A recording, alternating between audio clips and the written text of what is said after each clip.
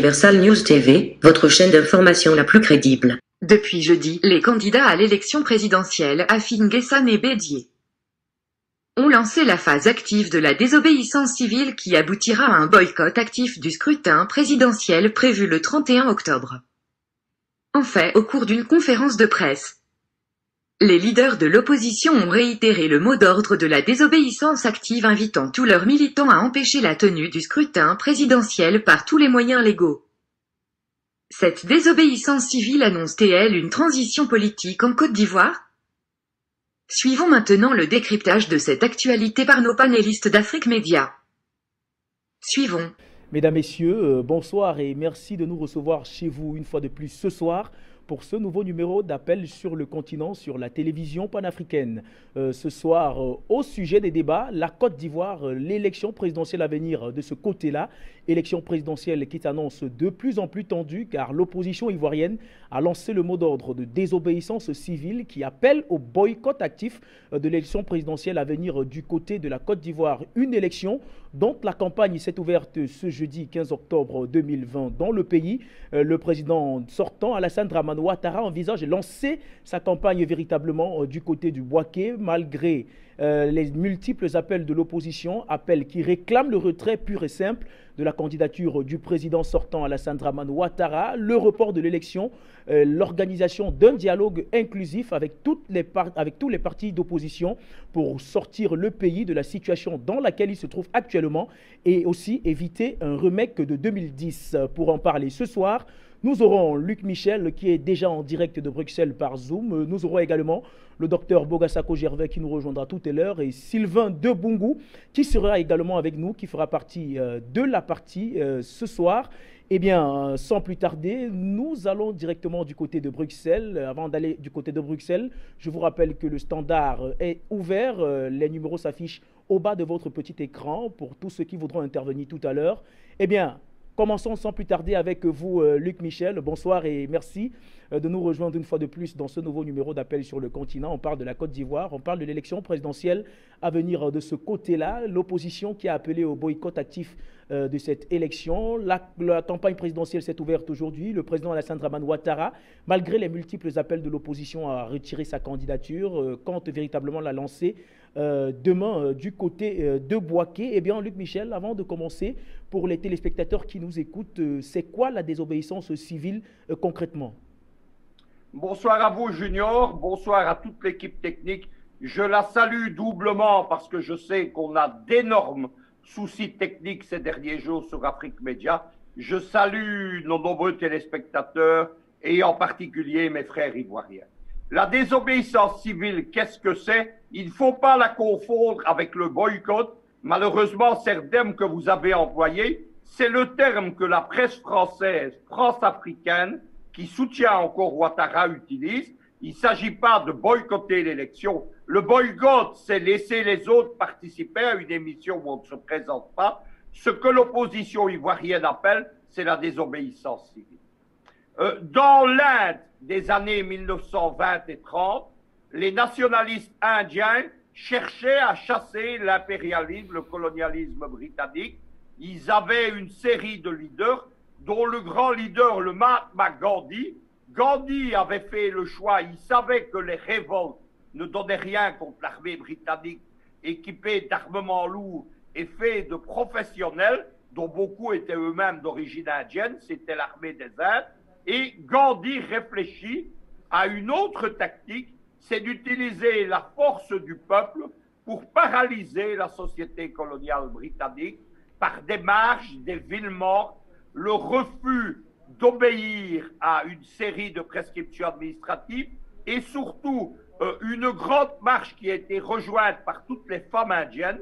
C'était la première fois que dans une société machiste comme l'Inde, les femmes prenaient une part décisive dans la politique. Après Gandhi, elles seront, notamment il y aura Indira Gandhi, qui n'est pas parente avec lui, qui est la fille du Nehru, un autre leader indépendantiste. Madame Gandhi sera Premier ministre. C'était l'émergence des femmes. Ils ont mené une grande marche, la marche du sel, c'est-à-dire que jusque-là, l'administration britannique tirait d'énormes taxes de la vente du sel. Et Gandhi organisa une marche vers les plages de l'Inde de façon à ce que le peuple se fournisse directement là-bas. C'est ce que prône aujourd'hui l'opposition ivoirienne unie. Il ne s'agit donc pas de laisser faire l'élection en n'y participant pas, ça c'est le boycott. Les journaux comme Jeune Afrique, etc., mentent effrontément quand ils disent que l'opposition veut le boycott. Ce que l'opposition veut, c'est par la désobéissance civile, la paralysie du pays dans ses opérations électorales et empêcher l'élection du 31 octobre. Il y a une remarque à faire, c'est que les camps commencent à se discerner. Monsieur Ouattara a été lâché par l'administration Trump, par les dirigeants anglo-saxons de la CEDEAO. Il a été lâché par une partie de l'Élysée, mais il est toujours soutenu par les réseaux maçonniques, les réseaux de la France-Afrique, en particulier Monsieur Le Drian, et il est soutenu par les réseaux du milliardaire Georges Soros, qui est le grand déstabilisateur de l'Afrique. C'est l'homme des révolutions de couleur, du printemps africain, du soi-disant printemps arabe, etc. Le journal financé à Paris par Georges Soros, Le Monde, il est financé officiellement, c'est sur son site internet, j'ai révélé ça il y a plusieurs années, il est financé par Bill Gates, par la fondation Bill Gates, nos téléspectateurs ont tout de suite compris, et par Georges Soros, la fondation Osiwa en Afrique du Sud. Le Monde a fait un grand article en disant que la désobéissance passive, la résistance civile avait échoué. Ce n'est pas vrai du tout. Enfin, Junior, ne prenez pas mal ma remarque, mais même à Afrique Média, on tombe dans le piège de l'adversaire. Le piège de l'adversaire, c'est que les ennemis de l'Afrique dominent le paysage médiatique africain. Vous avez cité l'International Crisis Group comme référence dans la crise ivoirienne actuelle.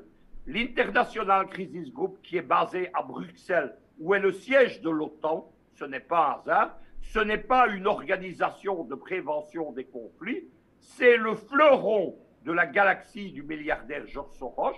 Son but, c'est de manipuler l'opinion publique en annonçant de faux scénarios des conflits dont on laisse suggérer à l'opinion la solution. La solution de l'International Crisis Group, c'est le dialogue inclusif, c'est-à-dire de laisser M. Ouattara et le RHDP dans le dialogue politique ivoirien, ce dont l'opposition ne va plus, pour que vous compreniez ce qu'est l'International Crisis Group. Elle est présidée par le propre fils de Georges Soros, Alexander Soros, qui en est le patron tout-puissant.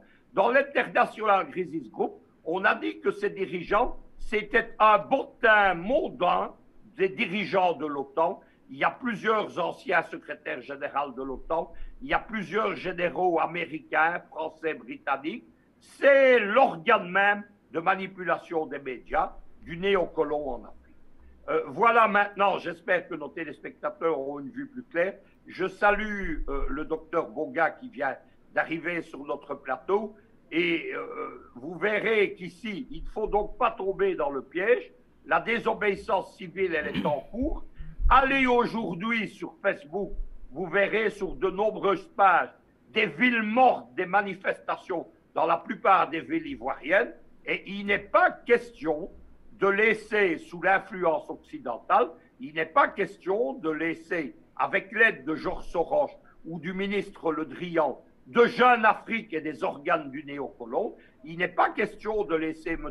Ouattara s'incruster dans le jeu politique ivoirien. Ouattara doit partir et le 31, le mot d'ordre reste valable, l'élection n'aura pas lieu. Eh bien, merci à vous, Luc Michel, pour cet éclaircissement. L'opposition ivoirienne, on vient de l'apprendre, dénonce d'ores et déjà des arrestations de ses militants à Sikenzi. Parlant de désobéissance civile, comme vous le disiez tantôt, et quand on connaît l'adversaire en face, cette désobéissance civile peut-elle véritablement être un plan de bataille fiable de l'opposition ivoirienne? Il faut dire quelque chose, parce que l'opposition ivoirienne n'a pas proposé la désobéissance civile par hasard elle ne l'a pas fait en allant copier Gandhi, elle l'a déjà utilisé en fait.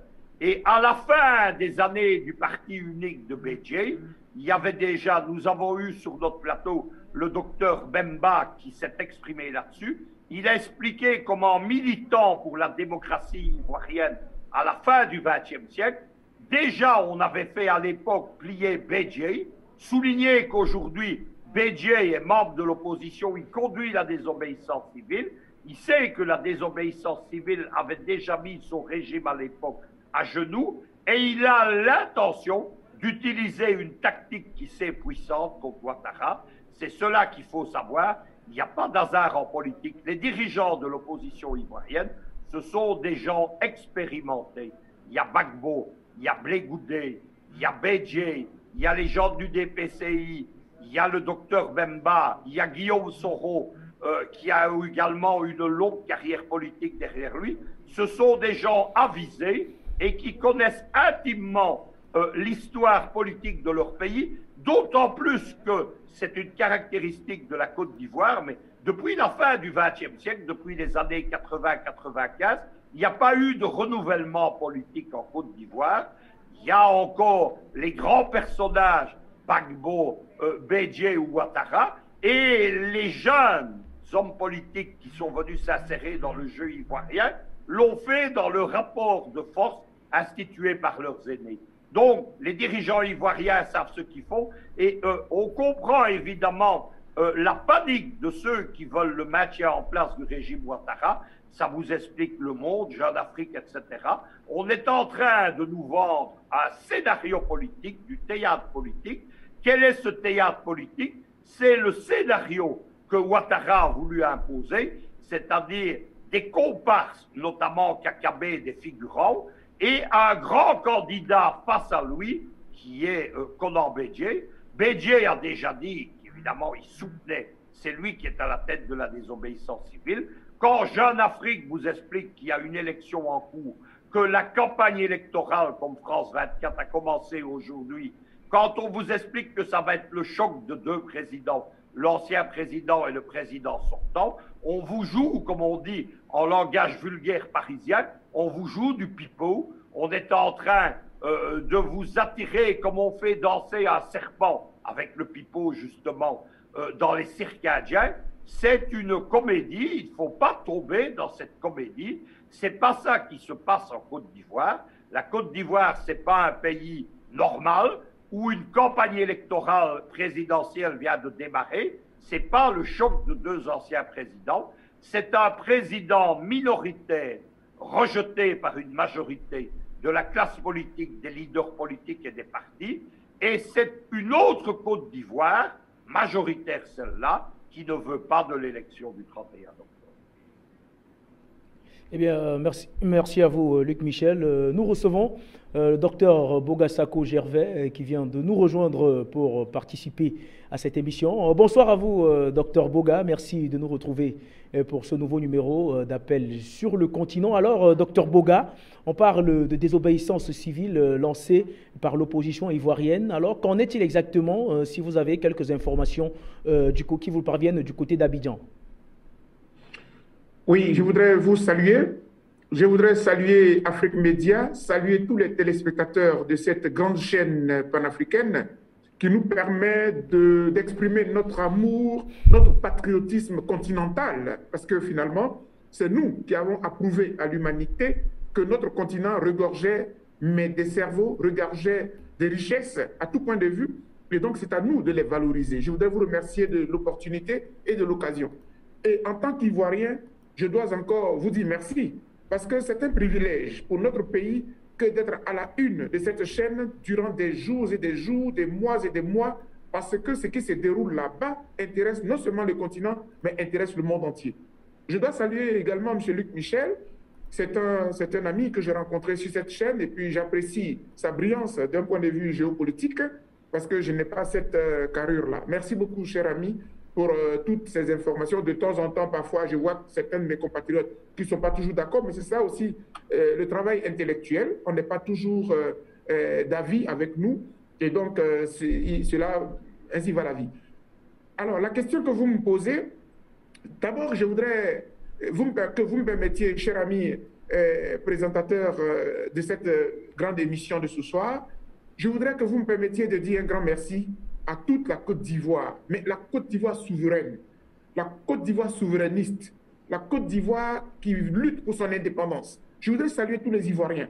Je voudrais nous saluer, nous qui nous battons pour arracher notre liberté à M. Alassane Dramane Ouattara, qui l'a confisqué depuis 1990, mais depuis ces 10 dernières années, en tout cas, a montré à la planète qui il est en réalité. Et ce que nous avons démontré le 10 octobre 2020, c'était des Ivoiriens qui ont la rage, mais qui ont la rage d'arracher leur pays, mais en même temps qui sont méfiants, mais en même temps qui sont prudents, parce qu'on ne veut plus de sang versé. Vous l'avez dit, la désobéissance civile. Mais pourquoi avons-nous fait cette option? C'est vrai, quand vous avez fait la présentation, c'est vrai que je suis militant des droits de l'homme, mais j'ai accepté d'appartenir à la grande coalition de l'opposition qui s'appelle EDS, Ensemble pour la démocratie et la souveraineté, qui est proche, plutôt proche du président Laurent Gbagbo, qui est lui le référent politique de cette coalition-là. Et je salue au passage le président de notre coalition, le professeur Georges Armand Ouagné. Le président Henri Konan Bédié, qui chapeaute toute l'opposition ivoirienne, nous a permis de marcher dans la désobéissance civile. Chers amis, la désobéissance civile, c'est une option qui nous permet d'exprimer notre non-violence, qui nous permet d'exprimer notre humanisme, qui nous permet d'exprimer notre amour pour la paix, mais notre amour pour la Côte d'Ivoire. Car il n'y a que ceux qui n'aiment pas la Côte d'Ivoire qui veulent la voir brûler. Il n'y a que ce M. Alassane Ouattara et un certain nombre de ces partisans dans le RHDP, parce que ce ne sont pas tous les partisans du RHDP. Beaucoup y sont pour les privilèges, les postes ministériels, les postes des hauts postes qu'ils occupent. Mais rares sont ceux-là qui n'aiment pas la Côte d'Ivoire, qui veulent la décapiter, qui veulent la voir défigurée. Et c'est contre ces gens-là que nous nous battons.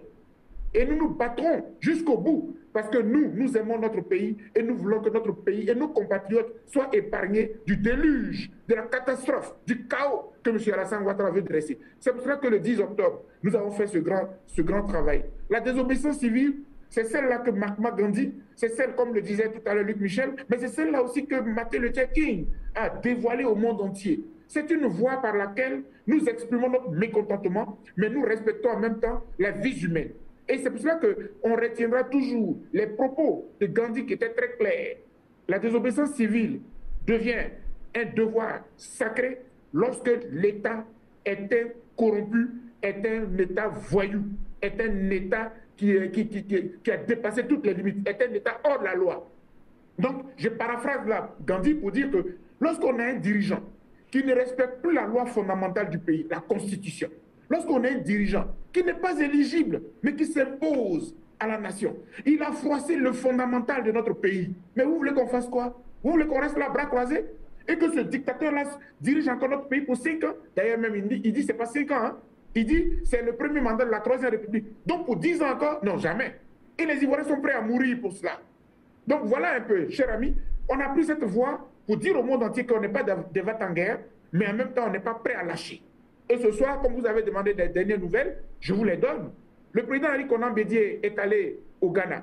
Parce qu'au moment où nous parlons, le président du Ghana est celui-là qui assure la présidence de la CEDEAO, la communauté économique des États de l'Afrique de l'Ouest. Et donc, ils ont eu un tête-à-tête hier. Et quand le président Henri Konan Bédié est rentré, il a tout de suite appelé son homologue, j'allais dire candidat, qui sont tous les deux dans la logique de la désobéissance civile, le président Affi N'Guessan, les deux se sont concertés et ils nous ont sorti un communiqué, séance tenante, il y a quelques heures simplement, de la désobéissance civile pacifique. Nous passons maintenant en acte et nous sommes là aujourd'hui au boycott actif. Voilà la réalité. Et dans le boycott actif, nous l'avons déjà vécu en Côte d'Ivoire, je crois que c'était en 1993, et donc on a eu une expérience. En clair, en termes simples, c'est que pour nous, l'élection, ça ne nous intéresse pas parce qu'aucune condition n'est réunie. Mais il ne s'agit pas de boycotter l'élection. Parce que si nous, on ne participe pas à l'élection, M. Ouattara non plus ne participera pas à l'élection. Et donc, si moi, je ne vote pas, personne ne votera. Voilà le sens terre à terre et pratique et pragmatique de ce que nous allons faire désormais. Voilà. Et déjà, je pense qu'il y a des missions. La communauté internationale va bouger parce qu'elle a compris que nous ne lâcherons rien. Et j'ai dit, Eh bien, merci à vous, docteur Boga. Merci, chers messieurs. Je reviendrai vers vous tout à l'heure. Mais avant ça, faisons un premier tour au standard qui grouille d'appelants. Et nous recevons le premier appel de ce soir. Monsieur Peter, qui nous appelle depuis l'Écosse. Bonsoir à vous, Monsieur Peter, et bienvenue sur Appel sur le continent. Bonsoir à vos invités, docteur Boga, et puis Monsieur Luc Michel. Je voulais donner, excusez-moi, je voulais donner mon petit point de vue sur le thématique de ce soir. Vous savez, M. Ouattara est complètement déboussolé, si bien que il a tiré comment dire en français, il a tiré le tiroir. Et aux dernières nouvelles que j'ai apprises, et je pense que c'est assez fondé, il aurait attribué un marché qui était normalement donné aux Chinese pour l'aéroport d'Abidjan qu'il a donné à Bolloré, croyant que les gens du CAC 40 vont le soutenir dans sa dynamique de bêtises qu'il veut faire pour troubler un peu le pays. Mais je pense que même s'il fait cette attribution à Bolloré pour l'aéroport, ça ne va pas changer grand-chose parce que je fais confiance à tous les opposants et puis les dynamiques comme Dr Bogasako, hein, et puis aussi à M. Luc Michel qui apporte aussi un plus pour l'émancipation de l'Afrique. Donc voilà un premier problème. Et puis le deuxième problème, c'est que aujourd'hui l'Union européenne est en train de jouer à cache-cache parce qu'elle a peur, parce qu'elle se dit que est-ce que l'opposition ivoirienne va pouvoir tenir le coup au cas où Alassane passe et qu'ils sont assidus, ils risquent de perdre un peu la face. Donc ils sont en train de faire, comme on dit, le carré. Mais ça ne va pas rien changer parce que eux, c'est, comme on dit, des fanfarons. Ils ne viennent que pour essayer d'agrémenter un peu le relationship international. Mais ça ne va pas changer grand-chose. Je fais confiance à la dynamique et à la détermination des Ivoiriens. Je vois maintenant que beaucoup de ceux qui autrefois étaient un peu hésitants, comme M. Afing-Issa, ont commencé à rejoindre le combat. Je salue également la bravoure du président Bédié, qui n'a pas eu foi aux yeux et qui a pris vraiment le taureau par les cornes, comme on dit en français, pour vraiment se lever et se dresser contre cette forfaiture de M. Ouattara. Pour terminer, M. Ouafo, je pense que bientôt, vous allez entendre que M. Ouattara a trouvé une sortie sortie de ses coups pour atterrir quelque part, mais peu importe. Mais je fais confiance aux Ivoiriens. La transition aura bel et bien lieu, et même avant la date du 31. Je m'arrête ici et je vous dis merci beaucoup. Hein? Bonne continuation. And bye. Merci à vous, Monsieur Peter, qui nous appelait depuis l'Écosse. Merci d'avoir apporté votre contribution à la cause. On reste au standard avec un autre appelant. Allô, bonsoir.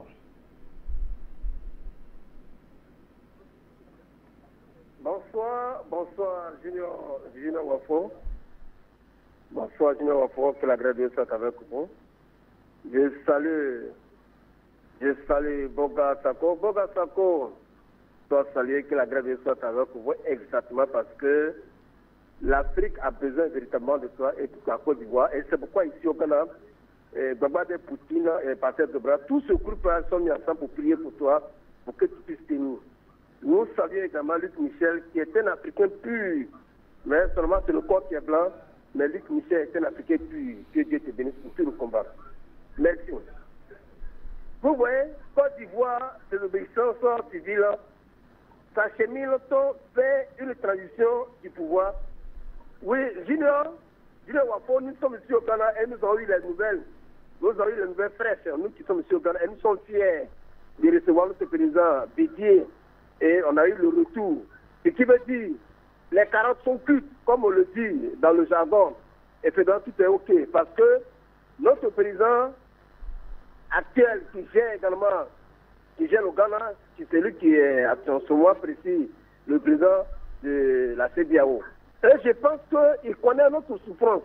Il ne pourra pas jouer avec la vie des réfugiés. Parce que nous voulons rentrer dans notre pays. Il faut comprendre quelque chose, revenons un peu dans l'histoire. N'oublions pas qu'après la bataille de Kirina, en janvier 1235 ans, qui fait soldat par la victoire des troupes de la coalition menée par Soudjanta Keïta. La première décision prise par le fondateur de l'Empire Madenga, de mettre la famille de Soumaro Keïta sous une protection. Mais aujourd'hui, nous ne mettrons pas également la famille de Dramane Ouattara sous une protection. Parce que Dramane Ouattara, depuis presque le monde entier, les gens parlent, les Ivoiriens en parlent, ils ne veulent rien savoir. Mais ce qu'il va subir, là, ce qu'il va subir, lui seul sait. Parce que toute la Côte d'Ivoire est aujourd'hui unie et au lieu d'un seul pays. Toute la Côte d'Ivoire est unie, comme l'a dit Patrice Lumumba en son temps. Il dit, l'histoire va s'écrire par l'Afrique elle-même. Ici au Ghana, en 1965, il a dit que l'unité est importante. Il dit qu'il est important que nous, les Africains, nous soyons unis, parce que l'unité, c'est une force et qui permet également à une nation ou à un continent, afin de pouvoir de sortir également dans un état de l'isolationnisme. Et je pense que c'est dans ça que nous sommes, Julien Wapo. Aujourd'hui, Dramane est en train de dire qu'il a fait campagne. Nous, ça ne nous inquiète pas. Ça ne nous inquiète pas. La seule chose, nous avons nos parents là-bas. Mais lui, comment il va partir? Nous ne pouvons pas le souhaiter le système de Kabila. Nous ne pouvons pas le souhaiter le système de Doué. Mais lui-même, c'est le système dans lequel il va partir. C'est de ça qu'il est question. Parce que les Ivoiriens veulent récupérer aujourd'hui les nations, les pays. Parce que trop, c'est trop. C'est de ça qu'il est question. C'est pourquoi nous disons, en tant que pasteur, je veux appeler tous les hommes de Dieu, les chrétiens en Côte d'Ivoire. Aujourd'hui, ne dis pas que non, je suis chrétien, je suis pasteur. Mais c'est pasteur, si le pays va de mal en pire, comment tu vas être ton pastorat? Comment tu vas être ton prophète? Comment tu vas être ton apostolat? Il faut qu'aujourd'hui le pays soit stable pour que tu puisses mener les affaires de Dieu. Sinon, il te serait difficile de pouvoir gérer une église. Parce que demain, c'est eux là qui vont te créer les problèmes. C'est quoi les pasteurs, les chrétiens doivent se lever, doivent marcher par rapport à cette désobéissance civile. Et dire non au troisième mandat. Et c'est ça qui est la vérité. Et apporter un soutien au président Bédié, au président Afin-Guessan, à tous ceux qui sont en train de lutter pour cette affaire. Julien Wapo, je vais m'arrêter là ce soir pour dire que Dieu bénisse d'abord Afrique Média, que Dieu bénisse également le Cameroun, parce que grâce à cette chaîne aujourd'hui, la victoire est là. Merci. Eh bien, merci à vous, cher monsieur. On reste au standard avec monsieur Ebalé, qui nous appelle depuis la capitale économique du Cameroun. Bonsoir à vous, cher monsieur. Merci de nous retrouver sur Appel sur le continent.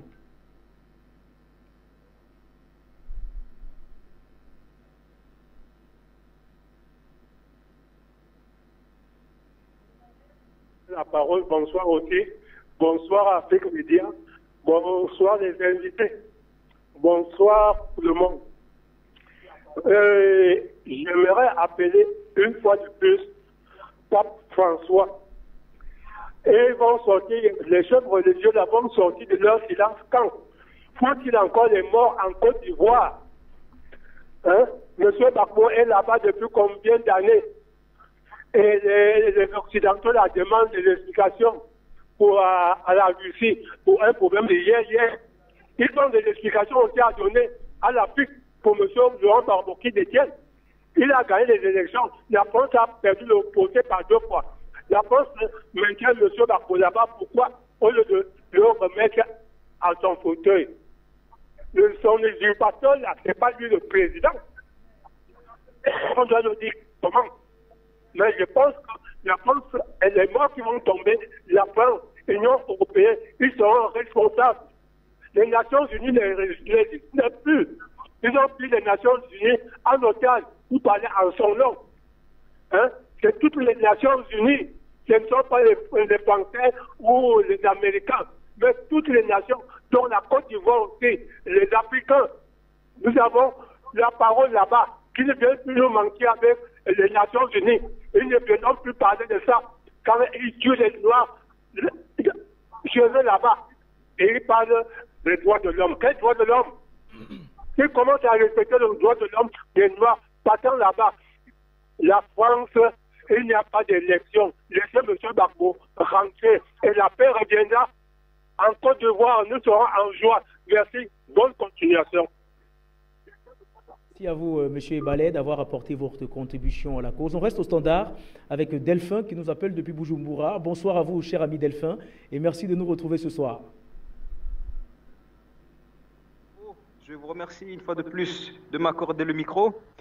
Donc, je ne vais pas trop, m'attarder pour laisser les autres prendre la parole. Je transmets tout de go mes respectueuses et chaleureuses salutations aux panélistes, Monsieur Boga, Monsieur Luc Michel, Monsieur de Bongo, bonsoir à vous. Je ne vais pas non plus revenir sur tout ce que vous avez dit, à quoi je souscris d'ailleurs. Je salue aussi la brillante intervention de mon frère Peter depuis l'Écosse. Ce soir, j'aimerais apporter, j'allais dire, une autre lecture, même si pour cela, il faille que je me projette un peu dans le futur. Hier, nous parlions de l'éventuel, je dis bien éventuel, retour de M. Sarkozy à l'Élysée après ses affaires devant la justice française.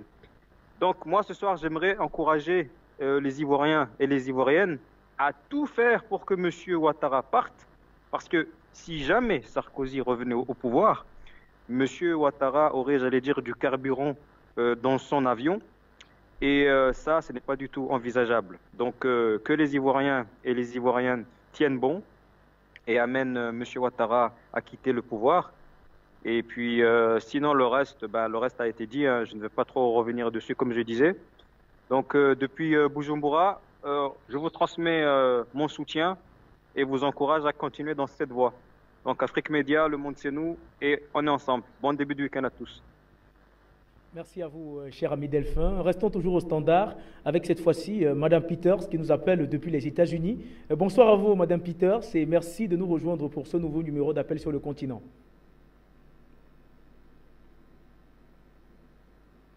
Monsieur le journaliste, bonjour Monsieur Luc Michel, bonjour Dr Boga, bonjour Professeur Mécanicien Jador, bonjour Monsieur Jelambat, Anago Daniel, Alassane Draman Ouattara. Il s'appelle Draman Ouattara. Il vient de la robe d'Ota. Pendou. Vous savez, les mecs quand ils parlera de l'ivoirité, je pense que Gbagbo va se taire. Ne dis pas de l'ivoirité. Gbagbo, tu es un Ivoirien. For what? For what? Vous avez fait venir sur Mossi et vous avez dit les plus chanceux iront en prison ou bien en exil. C'est dedans. Sinon, c'est la mort. Là, c'est M. venu tuer les Ivoiriens. Il n'aime pas les Ivoiriens. Il n'aime pas les Ivoiriens. Il est parti faire quoi à Saint-Louis tout récemment? Hein? Il n'y aura pas d'élection. Et puis, Alassane Draman n'ira pas en prison. Sa femme n'ira pas en prison. On va les arrêter. Et puis, on va les abattre. Parce qu'il a tué les Ivoiriens. Il a dû tuer les Ivoiriens seulement pour devenir président. Il est devenu président. Et puis, dans le pays. Oh non, ça fait tellement mal que Draman Ouattara va quitter la Côte d'Ivoire ou c'est la mort. Et je remercie mes frères ivoiriens. Soyez mobilisés. Alassane Draman Ouattara, c'est à Saint-Louis, c'est pas en Côte d'Ivoire. C'est pas en Côte d'Ivoire. On ne peut plus supporter ce métier. N'importe quoi. Tu tues les Ivoiriens, tu tues les Ivoiriens, et puis tu prends le pays. Simple élection. Vous tuez. Afrique Média, je vous remercie pour tout ce que vous faites. Merci, merci. Tendu. Bah, tendu, mon frère. Bah. Eh bien, merci à vous, Madame Peters, depuis les États-Unis. La qualité de son n'était pas très bonne. On reste au standard avec un autre appelant. Bonsoir à vous et bienvenue sur Appel sur le continent. Bonsoir aux invités, Luc Michel, le professeur, voilà, j'oublie un peu le nom, Boga Sako, voilà, compatriote, on s'est déjà rencontré à La Haye. Eh bien, c'est M. Nguessan, donc, en Belgique, Nguessan Kablan, ou Kablan Nguessan.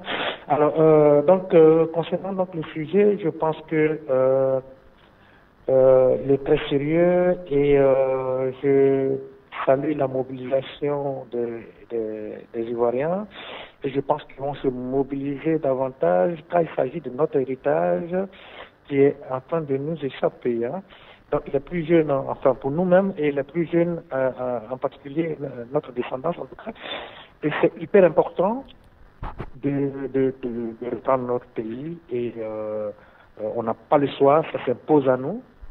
Donc il faut être déterminé et je salue l'opposition de passer à une autre phase et je remercie tout ce qu'ils ont dû faire, surtout la mobilisation récemment, donc le week-end dernier, au stade Félix Houphouët-Boigny.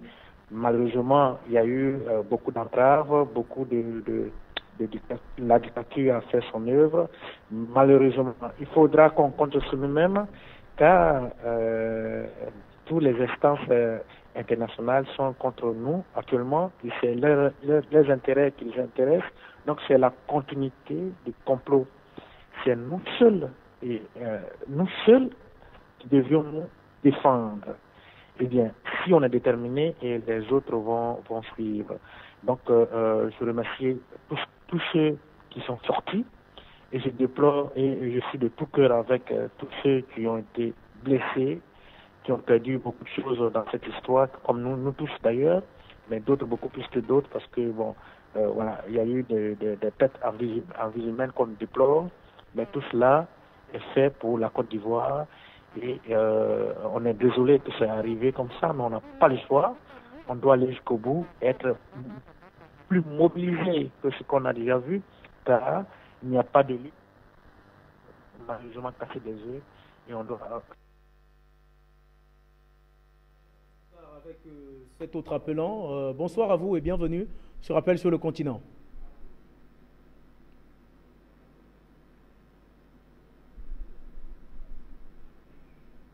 J'ai essayé d'appeler le matin. Bonsoir à tous les panélistes, à savoir M. Boga et mon autre cher mon cher Luc Michel. Eh bien, vous voyez, l'Afrique, il y a certains gens qui marchent par la tête. Le matin, il y a quelqu'un qui a appelé par rapport à Sarkozy pour dire que lui, il est ivoirien et il se réjouit pour ce que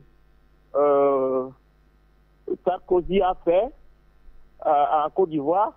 Ça a permis qu'ils retrouvent le pays. Mais ils retrouvent le pays, quel pays? Hein? Il est vrai ivoirien. Est-ce que il y avait lieu de le dire? Que Sarkozy les a aidés de retrouver le pays? C'est regrettable, franchement. Donc, moi, je dis haut le cœur les Ivoiriens, tenez bon, Dieu resserre les rangs de ceux qui mènent une lutte juste, une cause juste. Nous sommes convaincus que l'Afrique avance. Merci beaucoup Afrique Média, parce que là, nous sommes déjà en train de sortir du gouffre, des griffes d'experts qui ne font que faire reculer l'Afrique. Bravo vraiment. Donc, je ne vais pas monopoliser la ligne. Merci beaucoup. Merci à vous, cher monsieur. Restons toujours au standard avec cette fois-ci Zerfel qui nous a rejoint. Bonsoir et bienvenue, cher ami Zerfel. Le journaliste, bonsoir à vos invités. Moi, je voudrais vous poser une question d'abord avant de commencer mes propos. Parce que Afrique Média a été disons fermé pendant 3 jours. Bon, il y a eu trop de choses pour parler sur l'Afrique Média en disant que ce sont les Français qui ont essayé de corrompre, disons, comment dire, le directeur d'Afrique Média pour que cette télévision n'émet plus. Ce sont des choses qui sont passées dans les couloirs. Vous n'avez pas su, mais c'est des bouches à l'oreille que c'est tombé dans mes oreilles. C'est pourquoi je vous demande cela. Et si cela était vrai, je pense que c'est pas normal. Je pense que c'est pas vrai aussi. Parce que ce directeur ou ce fondateur, il n'est pas aujourd'hui pour la première fois parce que, comment dirais-je, les Français ont essayé de fermer cette télévision, ils n'ont pas pu. C'est pas à la dernière minute maintenant qu'il va accepter ce genre de truc. Parce que c'est pourquoi je voulais vraiment des informations. Si j'ai fini de dire cela, moi je vais lancer un appel, comment dire, à mes frères ivoiriens. Tout simplement, les choses ont commencé aujourd'hui. Et jusqu'à demain, c'est-à-dire que tous ces papiers, comment dire, les bulletins des votants là, vous ne devez pas les laisser circuler ou aller, comment dirais-je, remettre ça dans les localités où ça devait être. Ce sont des trucs à détruire. C'est maintenant que vous allez commencer la bataille. Parce que nous sommes aujourd'hui la moitié de ce mois, du mois d'octobre. Donc on ne peut pas laisser un centimètre à ces gars-là pour faire les mouvements. Ce que j'ai vu aujourd'hui en Côte d'Ivoire, tout ce qu'ils ont barré, il y a beaucoup de routes qui ont été barrées aujourd'hui par des troncs d'arbres, ça continue dans ce sens. Mais c'est les papiers qu'ils ont donnés là, pour distribuer, pour dire que ce sont des trucs pour des personnes qui vont voter, ils n'ont qu'à venir retirer là. C'est ça que vous allez détruire. Vous allez les détruire. Commencez à les détruire. Où ça se trouve aujourd'hui? Dans n'importe quelle ville ça se trouve. Et aller nuitamment où ça se trouve pour aller détruire ces papiers-là. Parce qu'ils ont l'habitude de détruire les papiers, non? Pourquoi nous, on a laissé ces faux papiers-là en train de circuler devant nos yeux? Donc, comme ils ont commencé à boifler déjà, et faites aussi, parce qu'à boifler aujourd'hui, ils ont détruit les trucs qui sont là-bas. Donc, dans les autres villes, continuez à faire sortir ces papiers-là pour les jeter dans les poubelles. Parce qu'on n'a pas besoin de cette élection. C'est ça que je voulais lancer à mes frères. D'abord, je salue Louis Michel, je salue le docteur Boka. Continuons nous tous pour qu'on gagne, pour qu'on arrive à la victoire. Je vous dis merci. Je ne serai pas long parce que la question que je voulais poser, c'est il est déjà posé les choses à Afrique Média parce qu'il y a eu trop de choses qui coulaient sous les rochers. C'est pourquoi je vais poser cette question-là. Donc, je pense que vous êtes bien placé pour me donner des informations de cette question que je viens de poser. Merci.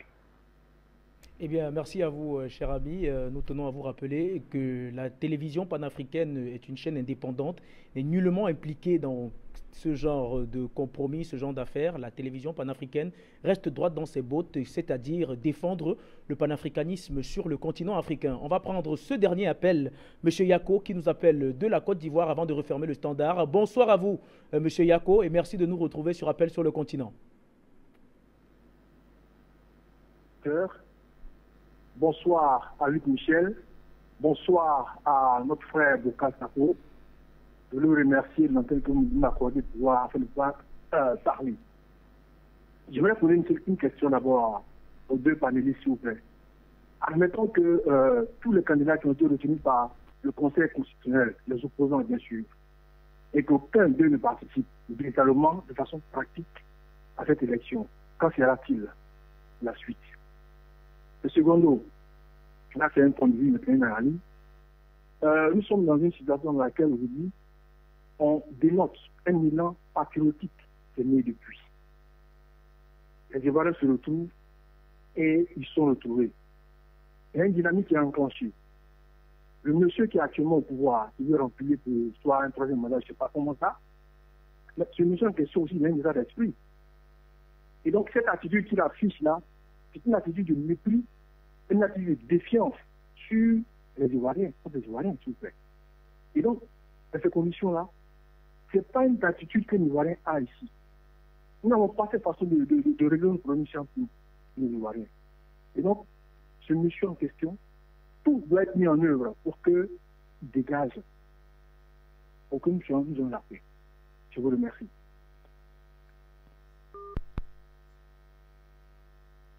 Eh bien, on parlait du dernier appelant tout à l'heure. Ça grouille au standard. Les téléspectateurs sont nombreux à vouloir participer à cette émission. Eh bien, exclusivement, nous allons faire l'effort de rester au standard pour prendre ce dernier appelant. Le dernier appelant qui va nous rejoindre, je crois que ce sera le dernier avant de passer la parole à Luc Michel et à Boga Sako Gervais pour la conclusion de cette émission. On reste au standard.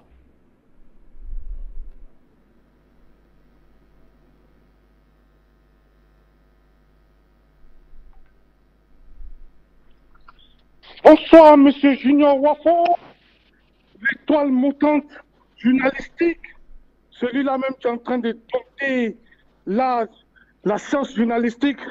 Vous êtes l'espoir de la nouvelle génération en matière journalistique. Sentez-vous saluer avec beaucoup de déférence, beaucoup d'amour, de lumière, de paix et de joie. Je salue Luc Michel l'Africain et je salue Maître Boga. le guerrier intrépide. Je salue tous les techniciens d'Afrique Média et le PDG que j'adore et tous les appelants qui sont sur la plateforme téléspectateurs d'Afrique Média sur WhatsApp. Une fois que j'ai dit cela, en ce qui concerne la problématique d'aujourd'hui, nous, Ivoiriens, nous avons compris que depuis longtemps, que cette soi-disant communauté internationale autoproclamée est dans un grand complot contre la Côte d'Ivoire. Et c'est pourquoi qu'on a toujours dit sur Afrique Média, il faudra que le cas ivoirien soit un cas d'école, que tout l'Afrique d'abord et l'humanité enregistrent ce cas-là et l'enseignent aux générations futures. Parce que c'est en Côte d'Ivoire qu'on voit tout ce qui est insoutenable et, disons, fantasmagorique. C'est-à-dire que ce qui est jamais vu sur cette terre-là. Comment un pays qui n'a jamais fait du mal à un autre pays, on est constamment en train de vouloir le détruire par tous les moyens. Vous comprenez? On emmène quelqu'un qui n'est pas ressortissant de ce pays. Et cette même personne a dit qu'il voulait un seul mandat de 5 ans. Et contre vents et marées, on nous a forcé à accepter ce mandat-là sous la pression dit que si on n'accepte pas, il y aura la guerre. Donc, au nom de la paix qu'on l'accepte. Comprenez que dans tous les pays, le terrorisme est condamné et à tolérance zéro. Mais c'est en Côte d'Ivoire seulement, on veut que le terrorisme soit quelque chose d'acceptable. Parce qu'en définitive, qui est Alassane Dramane Ouattara? C'est le plus grand terroriste. Parce qu'on nous dit quoi toujours? Si on ne le laisse pas, il aura la guerre. Alors que la définition du terrorisme, c'est quoi?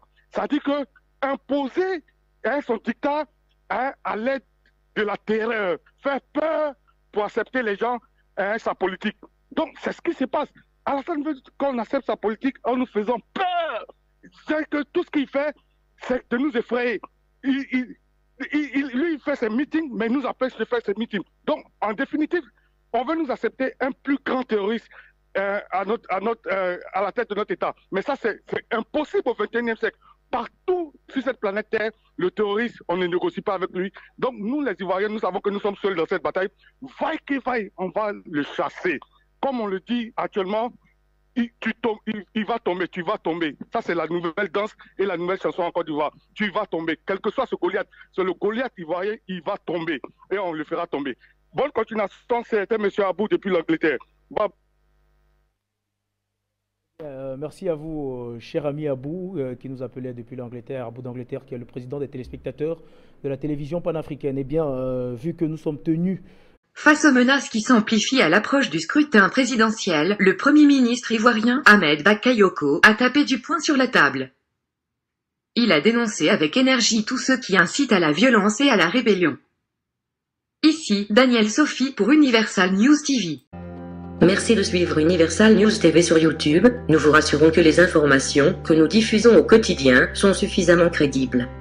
Alors, n'hésitez pas à liker la vidéo si elle vous plaît, et si vous êtes nouveau sur la chaîne. N'oubliez pas de vous abonner et d'activer la cloche de notification pour ne pas rater nos prochaines vidéos.